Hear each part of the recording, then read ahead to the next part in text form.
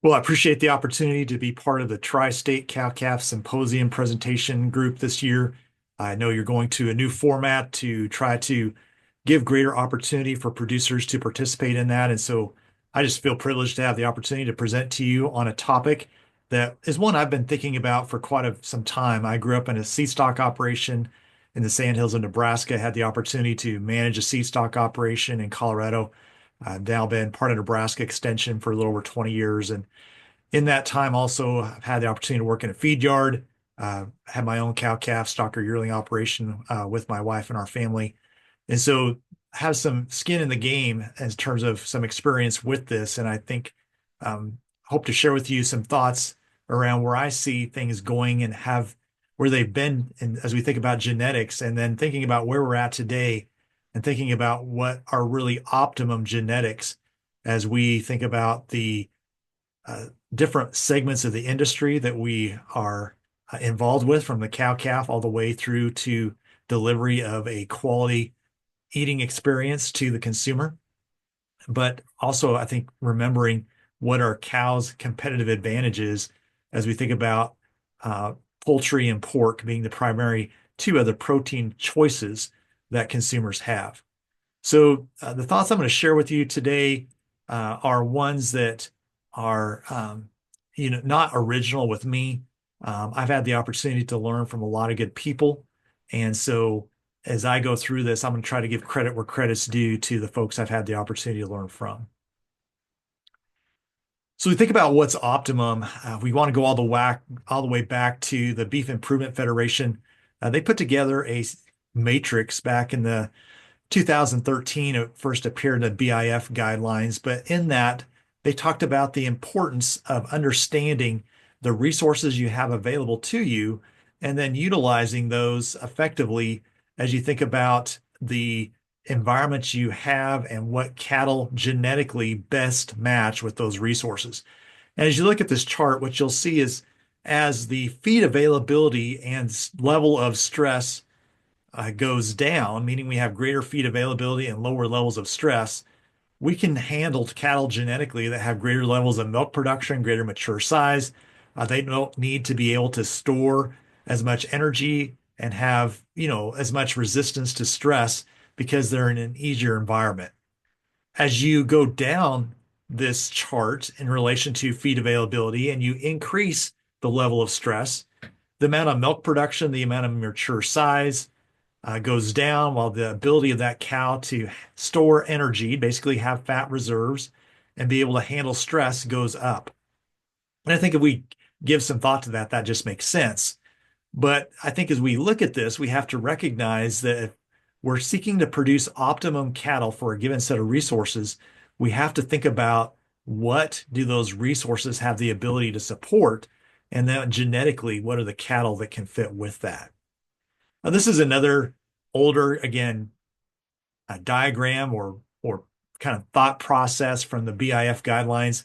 Basically, what this shows as you move in an environment to areas that have greater levels of precipitation and you have greater levels of forage availability and quality, then we can probably have greater levels of mature size and greater levels of milk production. As we look at, I would say, greater variability in precip, and as we move to lower precipitation zones, we probably need to have cattle that are a little smaller in their mature size and also lower in their milk production level to be able to better match that set of resources. As we think about a challenging environment, as we increase a cow's productivity, we're probably also increasing the risk factor of her being able to function and perform, reproduce in that environment. This is a chart from the Meat Animal Research Center located near Clay Center, Nebraska. This is a very interesting chart, and I think one that has a lot of value. I got this from Dr. Larry Kuhn, who's part of the research team there. The thing I want you to see on this chart is it goes all the way back to 1972, and the Meat Animal Research Center has been doing genetic evaluation of breeds. And what they do is basically source the most popular bulls being utilized within a breed to as an indicator of really the direction the breed is going in terms of their genetics. With the interesting thing to me to look at here is if you look at this, you look at the black line, that's the Angus breed. Basically, what that says is over the last 50 plus years, there's been tremendous genetic change in the Angus breed in terms of their trajectory for yearling weight. You look at some of the trait leading Angus bulls today in terms of their growth performance. We would really classify those, I think, as terminal bulls. They are that in terms of their ability to grow and perform. So no question that the Angus breed has made tremendous genetic trend or tremendous genetic change, and the trend for that has been up. You look at most all other breeds, and over the last, again, 50 years, the genetic trend has been for more yearling weight. Well, we know that there's a pretty high correlation between yearling weight and mature weight, and so it should come as no surprise to us that we have cattle that have grown in terms of their mature size. And that's reflected by the data. Again, another chart from the Meat Animal Research Center. They again are looking at the most popular bulls or the bulls most being widely utilized within breeds. What they do is take those bulls, use them AI to genetically similar cows, and then compare their offspring to one another to see how they perform. And so this is a situation where they're looking at the most popular bulls that have been utilized, looking at daughters of those bulls, and then comparing those daughters to one another in terms of their mature size. The thing I want you to see with in this chart is they're using Angus as their base. And basically what this says, if it's a negative number, it says that contemporary popular bulls from the breed being compared to Angus, their daughters, if it's a negative number, on average have a mature weight that's less than the average Angus cow at the Meat Animal Research Center. Or if it's a positive number, that means that those cows are a little bigger. The take-home thing I want you to see here is that if you look down through this chart, the most popular bulls being used within breeds today, their daughters, with the exception of the Bronve breed, are all within about 50 pounds of Angus as the base. The take-home here for me is that there's not as much difference between the trait leaders or the most popular bulls being utilized within breeds today as there is differences within a breed. And what I mean by that is you can't just classify a breed today and say, well, that's a maternal breed. I'd say 40 years ago, we would have thought as Angus, Hereford, some of those breeds as being more moderate, more in their milk, mature size. We would call those more of a maternal type breed. And then we may maybe think about breeds like Charolais or Gelbvieh or Simmental, some of those as more continental breeds that were more terminal in their type and kind. But I would say that that's not true. Now, there are genetic groupings or genetic individuals within those breeds that are sure more maternal. But we have the average, I'd say, trait leader bulls being used within these breeds today are really not that different from one another in terms of what they're expected to produce in terms of mature cow size. And as we look over the last, again, 60 years in terms of what's happened with cow weights, slaughter weights, we can see the trend has been up. We were looking at the late 60s, early 70s, steer carcass weights around 700 pounds. Today, I just looked as I'm recording this for the month of January, steer carcass weight's going to average over 950 pounds in the month of January. And so, again, there's tremendous pressure right now to produce heavier carcass weights because cost of gains are low. And as we think about the live value of fed cattle, it's been around $2 or over that. So if I can buy an animal and the sale price is $2 a pound and my cost of gain is $1, there's every incentive for me to put on additional pounds until I really get a lot of pushback from the processors at the harvest facility. And at this point, because of the shortage of cattle, that hasn't happened. But what it shows here is that we've just seen in general a tremendous uptick or pressure to produce bigger and bigger cattle. Now we start to see this gap between cow mature size and what's happened in terms of steers and heifers widen a little bit greater than it was in the past. But I think we have to recognize the correlation. If we're seeking to produce bigger and bigger cattle, at outweights at the feed yard, and then we're using those same genetics in terms of what we're keeping with maternal heifers we're returning to the herd, it should not come as a surprise that we're going to be increasing mature cow size. And as you look at what's taken place, this is a chart from Dr. David Lallum at Oklahoma State University, a literature review he did looking at the correlation between weaning weight and feed intake, the correlation between post-weaning gain and feed intake, and then also just, taking that back a step, if we think about weaning weight and mature cow weight, what's the correlation there? Well, basically what this says, as you select for greater weaning weight, you're going to select for greater feed intake. As you select for greater post-weaning gain, that's highly correlated with feed intake as well. And then if you are increasingly selecting for greater weaning weight, inadvertently, you may be selecting for greater mature cow weight. And so I think as we look at the genetic trends that have taken place over the last 50 years, those things have definitely been realized as we look at breed averages today. Think about just what we call a maternal trait, which is milk. And I sometimes question that a little bit. Is that actually a maternal trait? Obviously, we need to have enough milk to raise a thrifty, productive calf. But I would say that too much milk is actually detrimental to a cow's maternal ability, meaning her ability to rebreed, stay in the herd, and wean calves over a long, productive life. Again, a chart from the Meat Animal Research Center looking at the genetic trend over time. This only goes back to 1990, but again, look at what's taken place among some of what we would have classified in the 80s as more maternal breeds and see the genetic trend that's taken place for those breeds in terms of milk. Now, some of the higher milk breeds, the continental breeds, things like Simmental, Gelbvieh, some of those breeds that already had quite a bit of milk production. In many cases, they've actually just kind of held their own or trended down just a little bit. But again, some of these more British type breeds, strong selection pressure for greater levels of milk production. One thing I think we've got to recognize that in general, there are exceptions to this, but in general, big cows eat more. Cows that milk more tend to eat more. And I think we got to recognize that today's breed average cows are not your grandpa's cows. Those are not the same genetically. They're not the same in terms of their genetic potential. They have a lot more potential for growth and performance, greater levels of milk production than they did. That having been said, if we think about the ranch level, if I've got bigger, higher milk producing cows, it's going to mean that I'm going to be running fewer of those if I'm running on the same fixed land base, or I'm actually grazing and harvesting more forage than I was in the past. And so I'd ask the question of you, if you're running the same number of cows on the same fixed land base today compared to where you were 30 years ago, has your stocking rate crept up?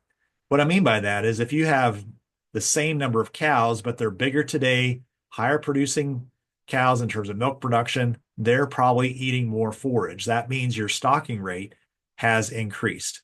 Now, if you're aware of that and you recognize the implications of that, I think that's fine. But I think we also have to acknowledge that as we look at a fixed land base, as we think about a ranch and what we have available to us in terms of pasture and range.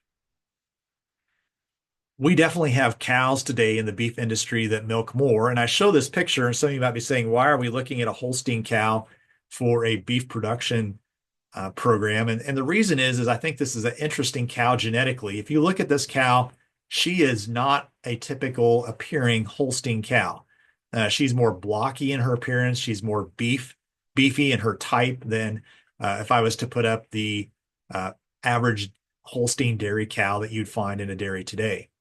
I show this cow because she represents a genetic base that's being used by an organic dairy research center in Minnesota, where they're looking at more of a grazing-based type dairy scenario. And this cow genetically would be more similar to a cow that would have been in production in the 60s. So out of curiosity, I went and looked to see, on average, what was the average dairy cow producing in terms of milk in the 1960s. In 1960, the average dairy cow produced about 7,000 pounds over a 305-day lactation period, or about 23 pounds of milk per day. And that's data that comes from the USDA ERS. Keep that 23 pounds of milk number in mind because it's going to come up here again, as we look at some other data.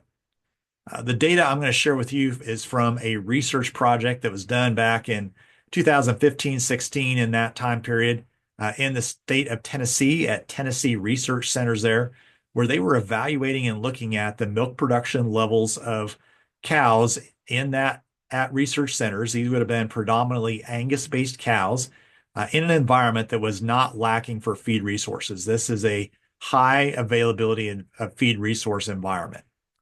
So what they did at this center is they took these cows and they looked at what was their milk production level. So they basically did a weigh, suck away type method where the cow had the calf, and then about 60 days, not quite that, they took a weigh, suck away of that cow to measure her milk production. And then about uh, a little over around 3.5 months later, they took a level of milk production on that cow, again, looking at weigh, suck away. Based on that data, they broke the cows into low, moderate, and high milk production groups. And then they were going to track and compare those cows to one another in terms of calf productivity, reproductive efficiency. What's interesting to me is as you look at this, as you broke those cows into groups, the low milk cows milked about half of what the high milk cow did. And then the moderates were, in between those. But look at the level of milk production in the high milk cows, and then think back to what our average Holstein cow was in 1960 in terms of her milk production over her 305-day lactation.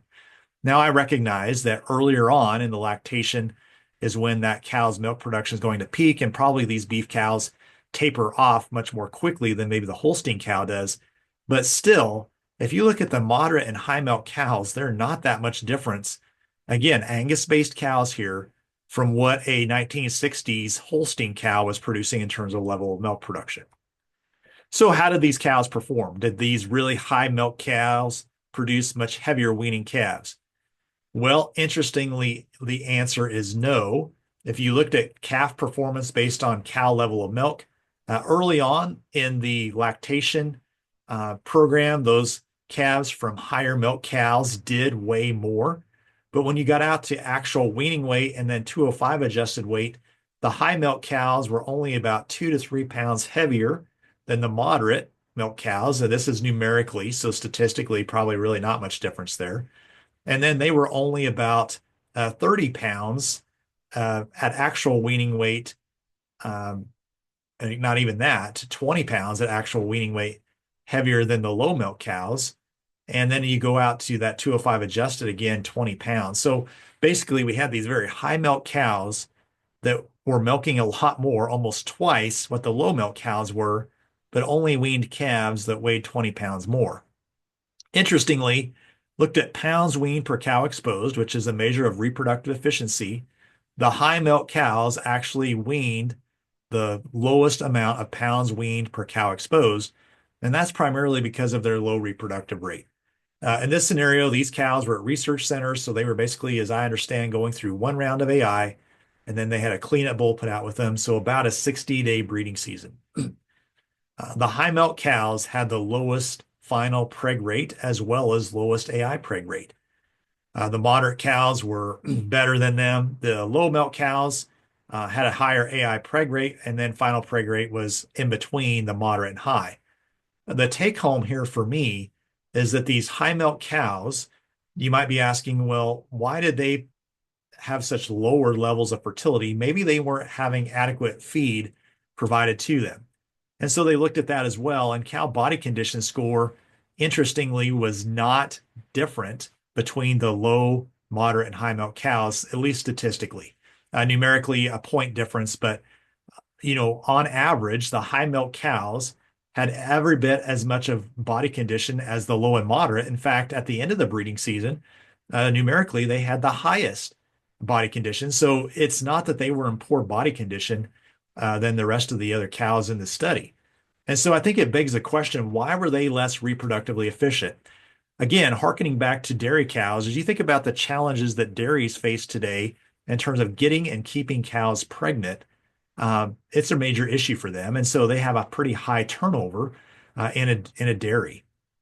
And so I think it just highlights that even though these cows had adequate nutrition to be in what we would think is adequate in terms of cow body condition, reproductively, they could not handle that higher level of milk and still conceive and maintain a pregnancy. This is not new data. If we go back to some work done by Don Adams back in the early 90s, where he was comparing what I would say is what we would think about closer to a historic, more traditional British type cattle versus continental. This is some work done in Miles City, Montana, looking at what we would think about more of a historic, traditional Hereford lower milk production type cow versus, something like maybe a Simmental Gelbvieh, Tarentace, continental type breed with higher levels of milk production. Again, did some suckle weigh data up there looking at that. These would have been April type calving cows, and then they tracked their milk production through the summer. Well, you can see that the high milk production cow early on was not that much different than what we saw in some of our Angus cows in that study from Tennessee. And then the low milk cow, the Hereford cow here, she would have been a little bit less. But as we look at then what happened with cow body condition score to these low and high milk cows, we see the high milk cows on grass, they did pretty well as we think about that April to June time period, which is the highest forage quality of the year, as we think about range at Miles City, Montana. But then when we got to midsummer and that cool season grass began to decline in quality, we noticed that that cow body condition of that high milk cow really started to drop off, where that low milk cow, she kind of held her own.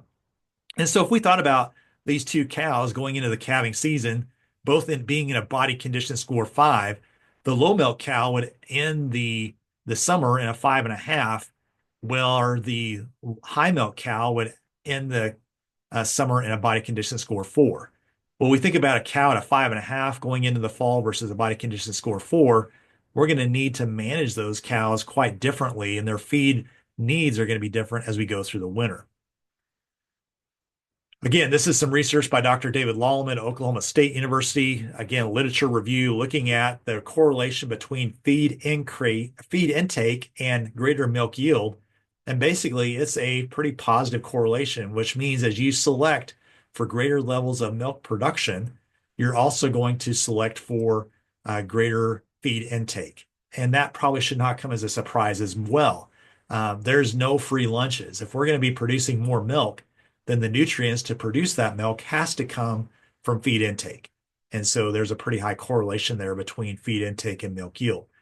Well, as we think about beef cows and we think about a limited or fixed set of resources, if we have a cow that produces more milk, in general, she likely is going to have greater levels of feed intake. Again, some data from Dr. Lallman at Oklahoma State University. I show this data because I think he's doing a really nice job there in terms of looking at some of these issues we're talking about and trying to get a handle on the correlation between feed intake and milk production levels, and calf weaning weight. These are 3 cows that are part of a study that they did there. Obviously, more than 3 cows. These are 3 cows that just kind of show the broad representation of diversity of cows in the study. You can see these cows. You can see the cow on the upper left there in pretty good body condition. That's cow A. Cow B is in a less body condition than cow A is, and then cow C down here at the bottom. So what they did is they put these cows in a dry lot top scenario, and they basically used a weight Kalen gate type system with forage, basically, where they were looking at feed intake and then correlating that with milk production and calf weaning weight. So cow A here was that cow up in the upper left-hand corner, cow B was in the upper right, and cow C was at the bottom. Again, these are the extremes of the numbers of cows or cow productivity in the study, but cow A had a weight of 1390. She produced about 16 pounds of milk per day, had body condition score of 5.8, and ate about 20 pounds of dry matter intake per day, and she had a calf that weaned at 547 pounds. So really a pretty productive cow. Did not have the biggest weaning calf, but if you look at her body condition score with her feed intake, pretty efficient cow. Compare that to her contemporary, also a 3-year-old, a cow that was a little less in terms of cow body weight, had a lower cow body condition score, but look at her peak milk production, 33 pounds. So double what the cow next to her was at 16. And you got to think, well, she must have produced a really big calf. Well, she had a calf that weighed about 60 pounds more at weaning, but look at her dry matter intake, approaching 45 pounds of dry matter intake per day. Again, I think just the correlation between milk production and greater levels of feed intake kind of shows up here. And then we also had that cow at the age of 7, bigger cow, body condition score 5.5, dry matter intake. Look at her dry matter intake, quite a bit of milk production, weaning weight of 601. The thing I want you to think about here is that if we had a lot of these cow A's, look at the pounds of calf she weaned for her dry matter intake compared to like her contemporary right next to her that had greater levels of milk production, but look how much more feed she consumed. And so we got to, I think, understand that there definitely is differences within cows as we think about feed intake, milk production, and we have to think about what are we getting in terms of actual calf productivity or calf weaning weight for these greater levels of milk production. This is just a picture of the research study location and how it was set up. The thing I want to just remind you of here is that grazed forage intake, which is what we really, I think, want to get to and think about, cows out on range and pasture, crop residue, and dry lot forage intake may not be correlated. And what I mean by that is if the cow is not having to go out and hustle it for herself, if she's able to stand at the feeder and eat it, uh, what her feed intake might look different there than it would in a dry lot. And so while I really like this data, I think it's really good data, and Dr. Lallemand would concur with this. I think we have to use some caution in saying, okay, just because a cow's dry lot feed intake on forage was this level, that means that she's going to perform the same way out on pasture. I just don't know that we can correlate those two and say that will be true. Well, as we think about what's happened historically with calf weaning weight and we see what's happened with breed trends, are we realizing that at the commercial cow-calf level? This is Superior Livestock Video Auction data. Again, almost a decade old, not quite 8, 9 years old. But basically, their data would say as they look at average weaning weights for calves delivered, going back to the early 2000s, there really has not been much change in the average weaning weight of calves being delivered. Well, if you look at breed averages and trends, remember they were all up for higher amounts. So why is it that we have genetics that appear to have greater levels of weaning weight, but we're not realizing that at the ranch level? And it's my perspective that I think that we've, in many cases, reached a genetic productivity level that's beyond the biological environmental potential of the environment for that cow to express that genetic. It's just not, we're just not seeing that. And I think this superior livestock data is not the only data. There's some data out of Montana.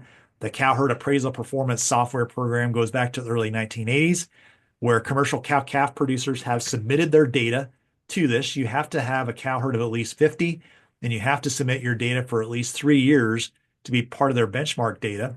But what I want you to look at here, you go back to the early 2000s, really from 2005 through 2020, no change in actual pounds of calf wean per cow exposed, and average calf weaning weight really pretty steady across that whole time.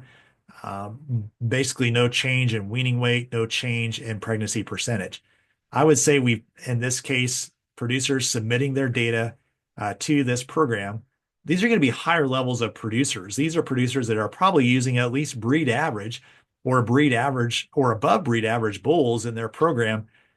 You would probably not be committed to this kind of program if you were not.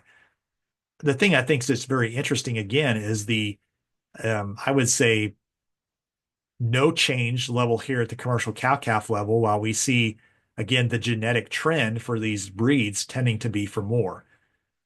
And so I think it begs the question why, and as already said, I think the reason why is that we just have cattle genetically today in many situations that have growth and potential for growth, milk production that are beyond what the environment can support. Well, when that happens, when we get a cow that genetically has greater potential than the environment can support, and she's trying to express that potential, I think we start to see some impacts of that to things like cow body condition, which has a direct correlation then with that cow's ability to reproduce. I think it also impacts just health and vigor of those cows and their ability to handle environmental stress. As as we look at cattle that have greater levels of productivity, they appear to have maybe not as much resilience for being able to handle stressful situations. So that brings me to really the title of the program today, or the title of the presentation, is what's optimum? What are optimum levels of production? As you think about your own operation and you think about where your cow herd is genetically today, you think about where you want that cow herd to go and what you think are going to be the challenges to you going forward. Thinking here of forage availability, things like cold stress, heat stress, maybe it's mud, or if you're further east, or just drought if you're further west. What are cows that are not only going to survive but thrive under your environmental stresses? Dr. Rick Borden, who was at Colorado State University when I was a student there, um, made this statement I think is very applicable. In fact, probably more applicable today than when he made it over 30 years ago. He said to breed for optimum means to have a target in sight beyond which you don't want to go. If your goal is to maintain an optimum level for any trait, the evidence of your accomplishment is not visible change, but lack of it. And I think as we think about a cow herd, I think most of you would agree that there's probably some level of optimum in terms of production for the given set of resources that you have access to. There's some optimum mature cow size, some optimum level of milk production. When we think about then what that level is, success from a selection standpoint is identifying animals that are closer and closer to that target. Uh, our success is really having animals gathered around that target, not continue levels of greater productivity that maybe don't match the environmental resources that we have. I think we have to remind ourselves of what the cow's competitive advantage is, again, compared to pork and poultry. She can take low quality forage and convert it into a high quality product that has tremendous value in the meat case. Beef today with the exception of maybe lamb, as we think about beef today, beef has a very high value in the meat case compared to pork and poultry. It has a very high quality product. It's a product that's in demand by our consumers. And I think we have to recognize the reason that that product is, in part, I think, such a desirable product, in my mind, also goes back to the fact that, in part, it was raised primarily on a forage base. Around 75% of the feed used for beef production is forage based. And anything that we can do to have that cow harvest the available forage herself and then convert it into that high quality protein, basically upcycle that forage, something that humans cannot consume and utilize, but the cow can, the ruminant can, and is really to our advantage to find a cow that can do that well. I think we also need to maybe be challenged a little bit to think about if we're in the business of harvesting forage, then really the foundation of our business is growing forage, and growing and harvesting that effectively with a cow. Maybe we need to think more about profit per acre, not necessarily profit per cow, because really the crop we're growing, in my mind, is the forage. The cow is the tool. She's the harvester that allows us to basically capture that forage, convert it into a high quality product that we can market. As we think about what successful cows do, here are the things in my mind that a successful cow does. She's going to be able to effectively utilize available forage and feed resources. She's going to conceive and calve at 24 months of age. She's not going to require treatment or calving assistance. She's going to do it on her own. She's going to bring an acceptable, healthy calf to the weaning pen. May not be the biggest calf, but it's going to be an acceptable calf that's thrifty and has some potential to go ahead and go on and grow. She's going to rebreed and calve on schedule as a 3-year-old. She's going to require minimal amount of harvested feed and supplement, and she's going to repeat this process for multiple years. That, in my mind, is really what a successful cow does. And again, as we think about that, so as you think about your resources, what's your target? What's optimum for your given set of resources? where you're at, what's the cow that's not only going to survive there, but thrive. And then as you think about what you believe the future to be, what kind of cow do you want to have in the future? As we think about this, we're in the middle of bull buying season here. As you think about keeping daughters from the bull that you're going to go purchase, recognize that those daughters from the bull you purchased this spring or the semen that you get out of a tank and put in a cow this spring, they won't calve for the first time until 2028, and they won't be a 5-year-old until 2031. The the thing I highlight with this is that if we want to make genetic change, if we think maybe we've got too much mature cow size, maybe we have more milk production than we want, to pull that cow back to maybe more of what we think is an optimum means that we're probably going to need to take some pretty significant action genetically to pull those daughters back. And then the process to do this is going to take a significant amount of time. This is not going to be a fast process.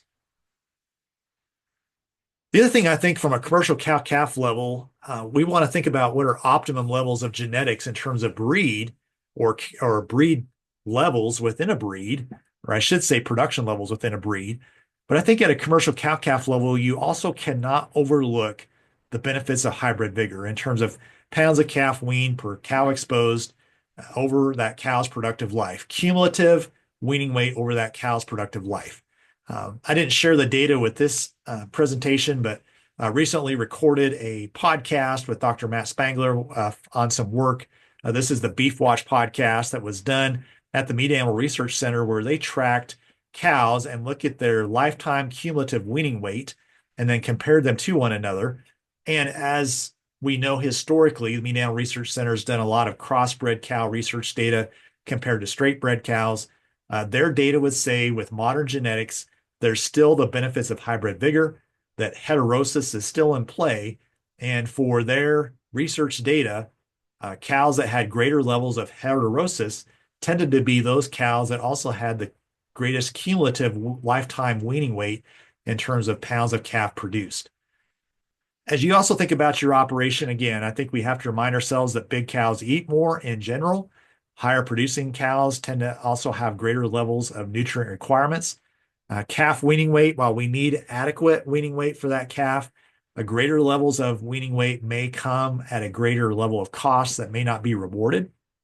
I think also, depending on where you're at, we have to look at some resiliency in terms of genetics, things like hair shedding, stress resistance, the ability to handle heat stress and cold stress, depending on where you're at.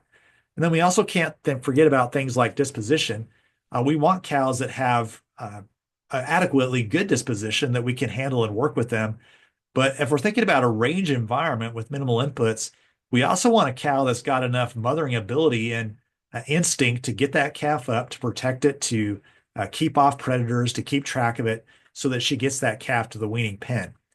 And so these are traits that I think, as we think about what's optimum at a commercial cow-calf level, may at sometimes be somewhat antagonistic to what may be wanted at a feedlot level, especially as we see the greater push today for bigger and bigger cattle at harvest.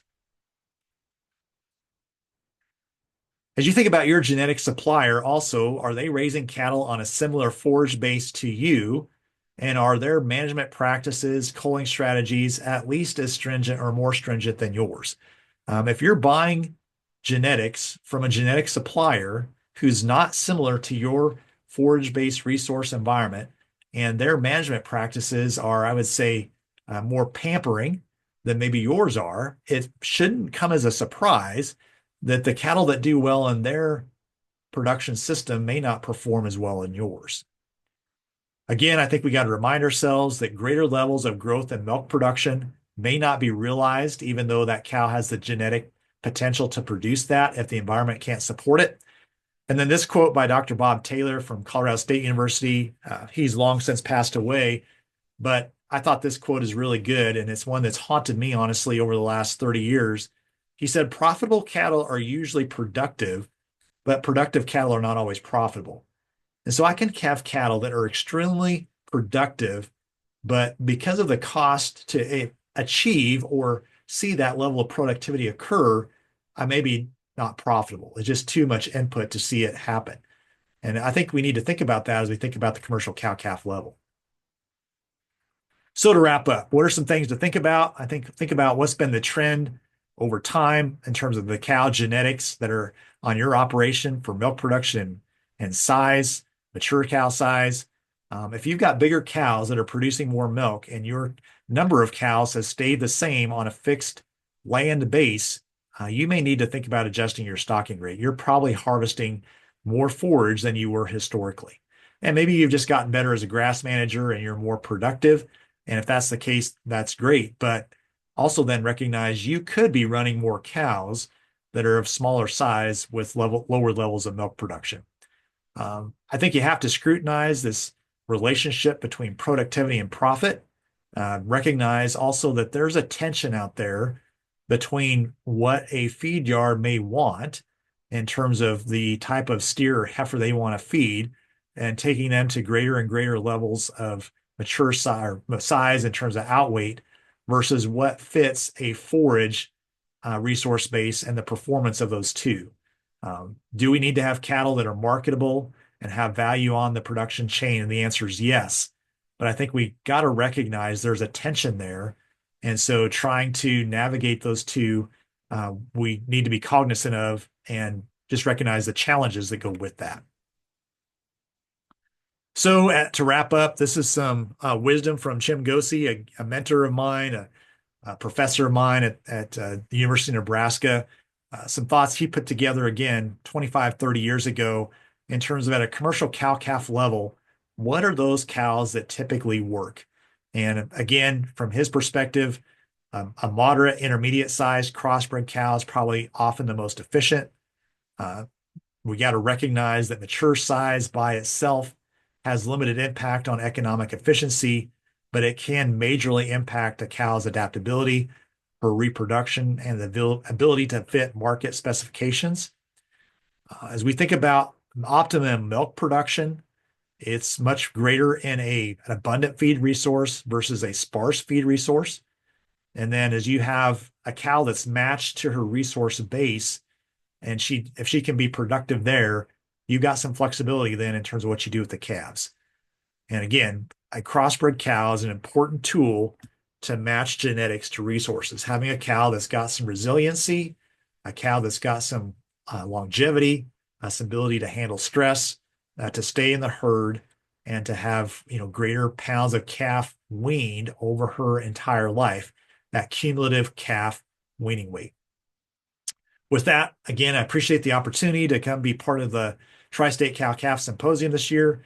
If you have questions, you're sure welcome to give me a call or shoot me an email. My contact information is at beef.unl.edu, or if you do a Google search, just put my name in, Aaron Berger, University of Nebraska, Lincoln, my contact information will pop right up.